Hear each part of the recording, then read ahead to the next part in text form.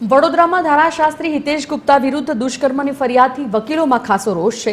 Chhota Udepur SP અદાવત રાખીને ફરિયાદ નોંધવાનો આક્ષેપ છે। ફરિયાદ પાછી નહીં ખેંચાય તો વકીલ મંડળ આંદોલન કરશે। સંખેડા પોલીસ અન્યના ઇશારે કાર્યરત હોવાના ગંભીર આક્ષેપો કરવામાં આવ્યા છે। આ સમગ્ર મામલે યોગ્ય નિકાલ કરવા વકીલ મંડળે માંગ કરી છે।